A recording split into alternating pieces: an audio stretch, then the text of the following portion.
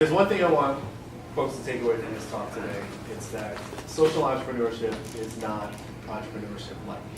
And I want to talk to you about my experience as an entrepreneur and the peculiar nuances that I've found that I believe make being a social entrepreneur actually a higher form and a more difficult endeavor than just trying to create a sustainable business that we talk about. So I wish Lindsay was here. I wish she was touching on that greatly. So I'm Khalid. I am a co-founder of an education company here in Baltimore called LessonCast. I ran an organization that helped other educators found startup businesses that take their classroom practices and turn them into sustainable businesses called Startup Weekend.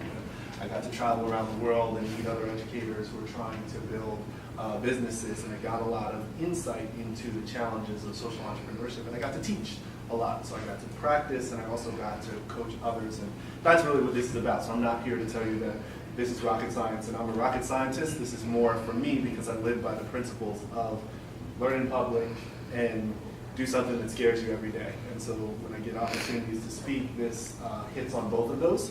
And so I come here to be able to discuss what I've learned and also keep myself honest. And this is kind of what I'm going to share with you. So I'm not here to tell you that I'm brilliant and I figured this all out, but this is sort of my happiness as a function of time during my entrepreneurial journey here. And if you had 2 hours and we were having a meal, I could walk you through this and tell you all about my life and the ups and downs of it. But the idea is that this is the I love what I do kind of area. This is the I needed a miracle and a miracle happened. And this kind of sucks, and this is clinical depression over here. So, and what I want to talk to you guys about is some of the lessons from the bottom here, the scars, if you will, that have taught me a little bit about social entrepreneurship. Education has a measurement problem. It has a problem in that the ideas of what is the goal of education, is it producing workforce, is it citizenry, is it the idea of how do you measure progress within education is as big or bigger a challenge as what do you actually do to get someone more educated. And that is the problem that we continue to work on in our company, and one that I think is very applicable to a lot of social entrepreneurship endeavors, in that the measurement system itself is a competitive advantage or a project or something. If you invest in something that helps you find concrete progress and show that concrete progress, then you can begin to gain partnerships and grow in your endeavor. So what my business does is really measure and show evidence of teacher effectiveness. So I'll give you that just to give you context of some of the problems that we're going to be working in. So we work in everything from accreditation for higher education to helping principals be better coaches of their candidates, their teachers as they measure them. So 5 lessons from my scars. So number 1, social entrepreneurship is actually intentionally operating your business at less than 100% efficiency. So Lindsay was talking about this. So these, I don't know if you guys can see, so these are gleaners, and so principle, everybody Bible 101, so old school, Old Testament stuff. Gleaning was the idea that when you harvested in your fields, you went through and you reaped the top of the wheat, but you left the parts that you didn't hit. You only made one pass through, and the rest of the stuff in the field was for the widows, for the orphans, and for the birds of the field. And so the idea was that there was a social construct, a safety net built into society. So you went through, you reaped, and you left stuff for the gleaners, and these were the women coming through gleaning afterwards and getting what they needed to thresh and make the food, etc. And so to do this, to be a social entrepreneurial farmer, actually meant that you had to be more efficient. You have to be much better at yields of wheat, at understanding how to get your harvest up and your crop, I don't know any farming analogies, so I'll stop there. But anyway, you had to produce a lot of crops because you only got to eat about 80% of them, and then you left them for the fields. And that's the idea of social entrepreneurship. Lindsay was asking, how do we get more entrepreneurs to do that? The idea is you get people who think like that and you teach them to be entrepreneurs. The idea is that we attract a certain individual to our business schools and our entrepreneurship programs thinking that money is what they're trying to eventually go. And there's nothing wrong with that. And I'm about to tell you that, you know, social entrepreneurship is not a place for you if you're uncomfortable with the idea of making money. But first off, it's more than just having an awesome mission statement or a motto. It's about understanding enough to know that you can run your business and still have additional resources left over to do things that are not just about money. And that's actually harder. So number two, lean social entrepreneurship is about, so that leads you to business model innovation. So most of the entrepreneurs that I would encounter from the education sects would come in and say, oh, I don't necessarily understand how this is going to make money, but it's really good. And so we're going to do it, and it's going to be awesome, and then we'll find a funder, and a funder will give us money. And the idea in social entrepreneurship, and this is where I told people that it's not entrepreneurship light, is that you still have all of the same responsibilities and challenges as another business. You still have to identify a customer and create customer value. You have to have a consumer if that consumer is not your customer, and create value for that consumer. You have to have a sustainable advantage. If you are a soup kitchen, your competition is every other soup kitchen in town that's going and asking for the same amount of money. And you have to be able to show why you have some tangible benefit that produces more soup per dollar or more value per dollar for that individual as everyone else. The difference between your social entrepreneurship, soup kitchen, and McDonald's is simply how much you charge, right? It's how much value you extract from the customer, right? So you charge nothing, you're a soup kitchen, you charge $5.99 in your Panera, right? So, well, they're probably $8.99. But anyway, so the idea is learn your business models. Take time being able to say, I'm preaching to y'all, so normally I would go in the social entrepreneurship space, but there's a lot to be understood around here are the different challenges of different business models, but much of your social innovation, much of your success of your social enterprise is around thinking about value differently from the rest of the people in your field, thinking about value. So I'll give an example from our world, is that we spend a lot of time talking about teacher education.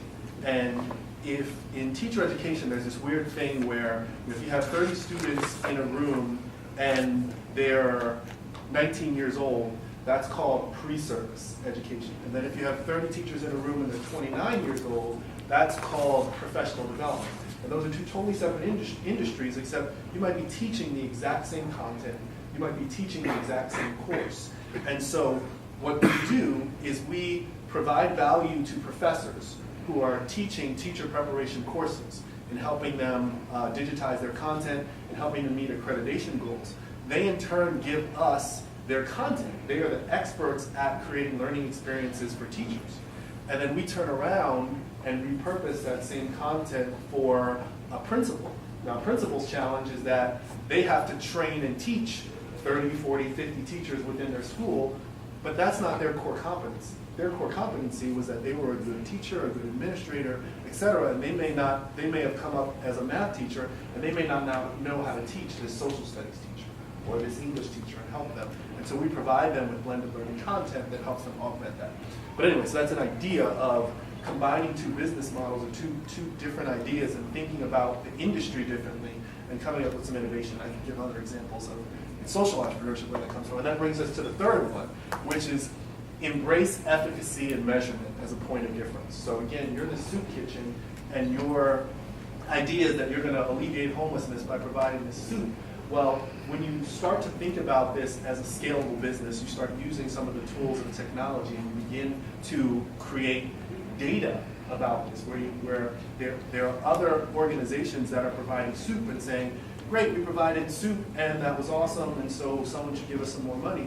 If you have concrete data about how often somebody who comes for soup returns and how much impact that has on their potential lives and what they can now do because they have that soup, and you can begin to show that information, you will bring others to your cause. There's value in that data that you now have because you've created a more efficient engine and because you've challenged yourself to prove it versus others that have just stopped at the delivery of service.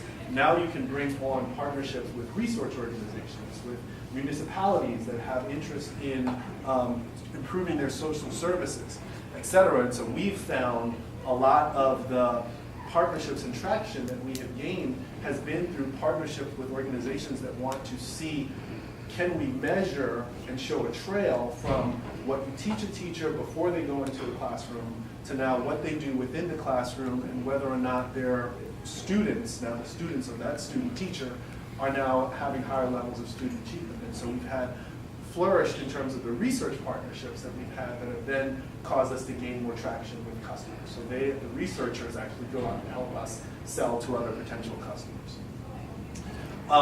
The fourth is that social entrepreneurship is not communal self-governance. One would guess what this is. This is Burning Man, yes. So you guys haven't failed the cool test. All right, so it's one person in that. But so Burning Man is your typical, we are a loosely fitting commune of self-governed individuals who come and get together to accomplish a loosely defined purpose, and that gives us all our individual fulfillment as human beings. And that is not what social entrepreneurship is. So it is still governed by the rules of equity, of finance. Our legal system has not necessarily caught up with all of the practices that are involved in startup or creating agile organizations. And so allowing social organizations often come together, and I coach social entrepreneurs all the time in this idea of everybody comes together and, oh, if we don't have enough money to do this, I'll put in some money here, or I'll put in some money here, or we'll just do this and you pay next time. And what that causes at the end is eventually organizations fail because of people. They're organizations of people.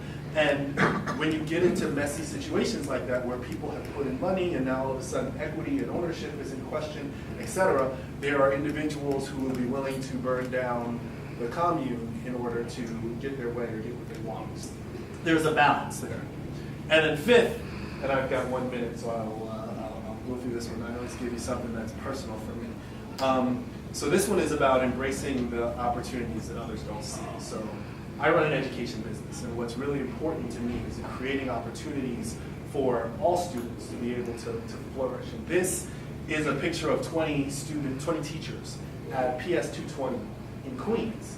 And if any of you know what's been going on in August, there have been several different instances of particularly African American men being killed by police. So I can go down the list, but I won't go and proselytize on you. But these teachers decided that they were going to show a show of solidarity to the NYPD by wearing NYPD t-shirts on their first day of school. And the miss in all of this was that it's not about your political affiliation. When you come into the first day of school, your responsibility is to make those children feel loved and connected to and appreciated. Right? Not angry. Okay. And what they missed was this idea that this isn't, there's been tons of teachers who have put out guides for how do you discuss Ferguson, Missouri with my students, stuff like that. But that doesn't solve this, which is the challenge of I am not prepared to understand the cultural perspective of the students that I'm trying to actually teach. And that doesn't occur within your standard teacher preparation program. There are a few urban preparation programs that do emphasize that level. And one of the things that we've done as an org, so I said, how am I addressing this as an entrepreneur within an education space, and particularly one where there aren't a lot of minority entrepreneurs working? And so we've been partnering with urban education programs and the American Association of Teacher Educators and building blended learning resources for teacher preparation programs to implement things like this into their actual teacher preparation curriculum so that it gets in at the source and so that there are evaluations and tests so that things like this don't occur. So anyway, those are my 5 points. Social entrepreneurship is not entrepreneurship light. Business models and financial savvy is not something that you get to skip over because you're being social. Measurement of progress is a product. Leadership and ownership skills and processes still apply. It's not a communal free-for-all. And then problems actually allow you to create projects, which allow you to create partnerships to gain better traction for your social entrepreneurship business. So that's me. Thanks for having me.